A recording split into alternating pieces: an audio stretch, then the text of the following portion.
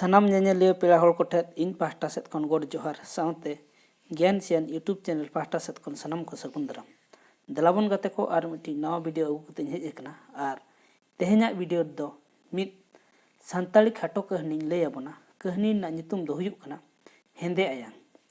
हेंदे आयांग कहनी दुñ अगु ओकादा कुल बेटा पोतब खन आर नवा दोकिन ओल अकादा सामसी टुडू गोंके तिकिन देला ताले तेहेña हेंदे आयांग कहनी रेगे सनम को सगुन दाराम आर सनम को अरदास एतहब खन मुचाद तबे आजम ताबन पे एनखान हेंदे आयांग कहनी रे चेद सिखनत नामोग कना ओना दो मुचाद रिन लय आबोना देला ताले बाबन बिलोमा कहनी बन आजम सांगे लगे।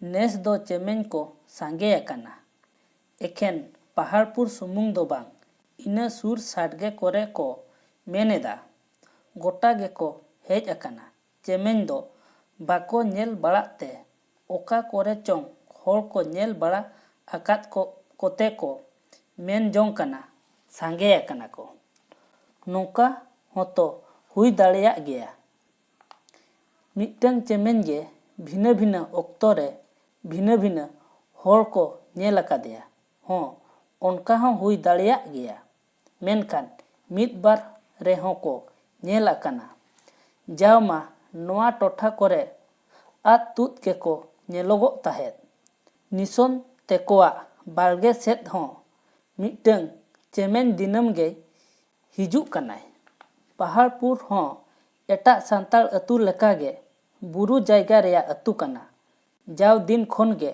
सांताला अतु दो बुरु जापा बीर जापा गाडा जापा कोरे गे ताहेना चेदा चोंग ओनाते कमी कसनी को बांग रेहों उतु आड़ा कोते दो बाको महरोगो कना तिरिल तारोब दिन तिरिल तारोब भुल्लु दिन भुल्लु मादारगम ओक्ते आरहों मादारगम आर दतनी साकाम मा दिनम दिम गे लगाव कान गया बुरु दो बोंगा कनाय बीर होय बोंगा कनाय नोआ कोरे गे बोंगा कोहों मेना कोआ उनका को मेना कुलय मारा बुरुसिम आर बीर सुक्री कोरेया हों नौका अतु होड़ दो तीस हों बाको ओभाब अकाना निसोन दो बाजारे ताहेनाय ओंडे ओलोग कनाय नोते दो अतरा मोटर गाड़ी ते हिजुग आय आर आंगो काते दो बीर होर ते ताड़ाम अगुयाय ताड़ाम बेगर दो एटा उपाय गे बनुआ नोते आको ओड़ा हबिज दो डहार हों बांग बेनाव अकानते मोटर गाड़ी को बांग हिजुआ साइकेल को दो हिजुग गया जहां कोआ फोटो गाड़ी को मेनाआ उनको को ओना कोते को हिजुआ बीर होर हों बोतोरान गया कुल बना को न्यामोआ जहां जहां तीस कोरे दो अडी होड़ को दापरा मकान गया नोआ बीर खोन मनमी गे बांग ओका को सेनोआ से कुल बना गे बांग ओका ते को नीरा मनमी हो नोडे अतु को चिया अकादा आर बीर जियड़ी क्वा मा नोआ बीर बुरु गे ओड़ा ओनाते दिनम दिन गे न्यापाम दापराम दो आंजोम बड़ा गया जहां तीस कोरे को कुल बना कोठेत मनमी को जापटा होचो अकन गया डंगरी मेरम कोहों को रेज होचो अकना गुपी गिद्रा ने ए तिकिन अचुर गोद अकना निसोन दो दाकाय जोम लगित लोटा दा कतेन बालगे सेत ए ओडोक अकानाय आकोआ बालगे सेत रेगे मिटंग चेमेñ आर बिन साप आकात देयाय आयांग बिन कनाय हेंदे गयाय निसोन दो बाय नेलनाम आकात किनाय निसोन दोय जमेया ना पालेन मेनाको चेमेñ दो आयांग अडी जुर को कुसिया कोआ ओनाते बिन हो चेमेñ ठेद दोको बोतरोग गया। आयांग आर चेमें हो बकिन ठीक आकादिया। मुरे निसोन चेद लेका अचिम ते बुझाव केद खान चांदो सेद ए कोयो गोद केदाय। चांदो सेद चेतान ए कोयो केद खान सोक्तोय अचिम गोद कात नाय। निसोना अचिम आजमते चेमें आर बिन बानार गे सोक्तो किन बोतरेना। चेमें दो बिन आड़ा गिडी कातेन सोक्तोय फिणा फाट दल केदाय। आज दो बाय ठीक ले किनाय। ओना अतु रिन दो जोतो होड़ को बाडाया। निसोन दो सोक्तोय अचिमाय मेत्तेन। सरीगे होड़ होम चमका उतरोआ। नुना सोक्तो साडे ताया अचिम। निसोना अचिम ते आयांग ए पुचुज एनाय आर चेमें दो जोमा ए पुचुज केदाय। आज दो आप हुतुम बड़ा कातेत दाका ओड़ा ए बोलो रुवाड़ एनाय। दाकाय जोमा। अडी दिन निसोन दो अतु रेगे मेनाया। बाजार बाय रुवाड़ अकानाय। ताहे न्योगो आय पाले खान हो अडी दिन तायम गे हेज आकान दोय। आको हाट को सेनो दो ओना हो बुरु हाना सहा रेगे मेनाआ। सुनुम बुलुम को हो नासे दो अतु रिया दोकान रे ᱧᱟᱢᱚᱜ ᱜᱮᱭᱟ ᱢᱮᱱᱠᱷᱟᱱ ᱟᱹᱰᱤᱜᱟᱱ ᱡᱤᱱᱤᱥ ᱠᱚᱜᱮ ᱵᱟᱝ ᱧᱟᱢᱚᱜᱼᱟ᱾ ᱚᱱᱟᱛᱮ ᱵᱟᱦᱨᱮ ᱨᱮᱭᱟᱜ ᱫᱚᱠᱟᱱ ᱨᱮᱜᱮ ᱠᱚ ᱫᱚᱠᱟᱱᱚᱜᱼᱟ᱾ ᱤᱱᱟᱹ ᱦᱤᱞᱳᱜ ᱫᱚ ᱢᱤᱥᱚᱱ ᱟᱡ ᱵᱟᱵᱟ ᱞᱟᱹᱜᱤᱫ ᱜᱩᱸᱡᱤ ᱠᱤᱨᱤᱧ ᱛᱟᱲᱟᱢ ᱛᱮᱜᱮ ᱟᱠᱚ ᱟᱹᱛᱩ ᱦᱟᱱᱟ ᱥᱟᱦᱟ ᱨᱮ ᱫᱚᱭ ᱟᱹᱛᱩ ᱥᱮᱱ ᱞᱮᱱᱟᱭ᱾ ᱛᱟᱨᱟᱥᱤᱧ ᱵᱮᱲᱟ ᱥᱮᱱ ᱠᱟᱛᱮ ᱧᱮᱞᱟᱭ ᱫᱚᱠᱟᱱ ᱥᱤᱧ ᱜᱮ ᱛᱟᱦᱮᱸ ᱠᱟᱱᱟ᱾ ᱪᱮᱫᱟᱜ ᱪᱚᱝ ᱠᱚ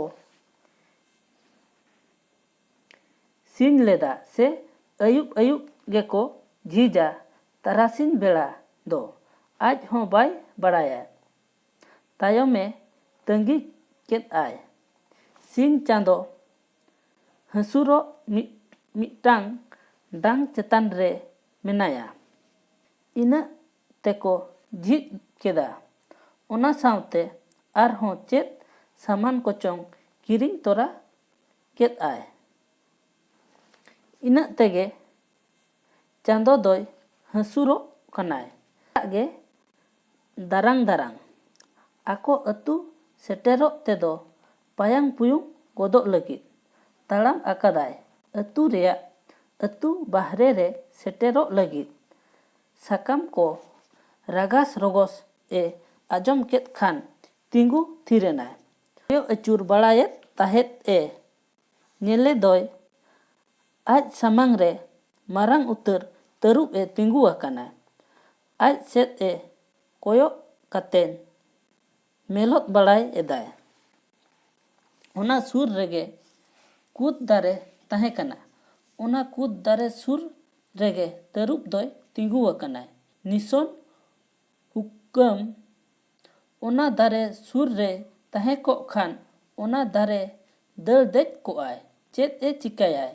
ᱱᱤᱥᱚᱱ ᱟᱹᱰᱤ ᱵᱚᱛᱚᱨᱮᱱᱟᱭ᱾ ᱟᱡᱟᱜ ᱛᱮᱦᱮᱧ ᱦᱟᱹᱵᱤᱡᱟᱜ ᱡᱤᱭᱚᱱ ᱨᱮ ᱛᱤᱥ ᱦᱚᱸ ᱛᱟᱹᱨᱩᱵᱽ ᱟᱨ ᱵᱟᱱᱟ ᱠᱚ ᱵᱟᱭ ᱧᱮᱞ ᱟᱠᱟᱫ ᱠᱚᱣᱟᱭ ᱥᱮ ᱵᱟᱭ ᱧᱟᱢ ᱵᱟᱲᱟ ᱟᱠᱟᱫ ᱠᱚᱣᱟᱭ᱾ ᱮᱱᱦᱚᱸ ᱟᱹᱥᱩᱞ ᱵᱟᱲᱟ ᱠᱚᱫᱚᱭ ᱧᱮᱞ ᱟᱠᱟᱫ ᱠᱚᱜᱮᱭᱟ᱾ ᱛᱟᱹᱨᱩᱵᱽ ᱦᱚᱸ ᱪᱤᱲᱤᱭᱟᱹᱠᱷᱟᱱᱟ ᱠᱚᱨᱮ ᱜᱮ ᱧᱮᱞ ᱟᱠᱟᱫ ᱠᱚᱣᱟᱭ᱾ ᱢᱮᱱᱠᱷᱟᱱ ᱡᱟᱦᱟᱸ ᱛᱤᱥ ᱛᱟᱹᱨᱩᱵᱽ ᱥᱮ ᱵᱟᱱᱟ ᱥᱟᱶᱛᱮ ᱥᱟᱢᱟᱝ ᱫᱟᱯᱨᱟᱢ ᱢᱮᱱᱛᱮᱱ ᱫᱚ ᱠᱩᱠᱢᱩ ᱛᱮᱦᱚᱸ ᱵᱟᱭ ᱠᱩᱠᱢᱩ ᱧᱟᱢ ᱞᱮᱫ ᱛᱟᱦᱮᱸ ᱠᱟᱱᱟ᱾ ᱛᱟᱭᱚᱢ ᱫᱚ ᱩᱱᱤ ᱛᱟᱹᱨᱩᱵᱽ ᱜᱚᱸᱫᱽᱨᱟᱣ ᱮ ᱮᱦᱚᱵ ᱠᱮᱫᱟᱭ᱾ ᱱᱤᱥᱚᱱ ᱢᱟ ᱵᱚᱛᱚᱨ ᱛᱮ ᱚᱸᱰᱮ ᱦᱚᱸ ᱠᱟᱴ ᱞᱮᱠᱟᱭ ᱛᱤᱸᱜᱩ ᱛᱷᱤᱨ ᱩᱛᱟᱹᱨ ᱟᱠᱟᱱᱟᱭ᱾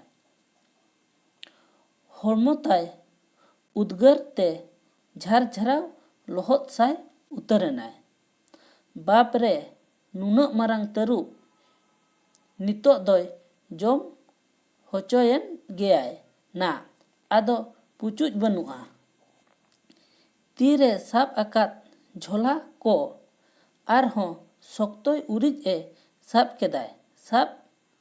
केदाय दो बाय साब लेना। ती किन आज तेगे झोला रेया सासाबा रे उरिज इदियेना बोतरते। जीवी को ओटांगेन लेकाय अइकेव केदाय। मोने रे ठौका उतर केदाय नितो दो गुजुक कान गियाय एनतेन। तरुप दो चुपी लड़ाव आर गोंदराव ए छुटाव आकनाय। गोंदराव ताय आरहों बलती इदिक केना। मेनखान बोतरते निसोन दो उनी तरुप ओत रे सोबत एनखान निसोन दो ओना साड़ेते ओचेत खोने चेतन गोद एनाय। नेलेयाय हेंदे आयांग तरुबा बोहग रे बेधाव आकनाय। तायम निसोन दो झोला को आड़ा गिडी कातेद फिड़ा फाट शक्तोय दाड़ केदाय। सोझे ओड़ा ए दाड़ सेटेरेनाय। बाब्बा नित गे जम होचो कान ताहेद। बिने बांचाव केदेयाय।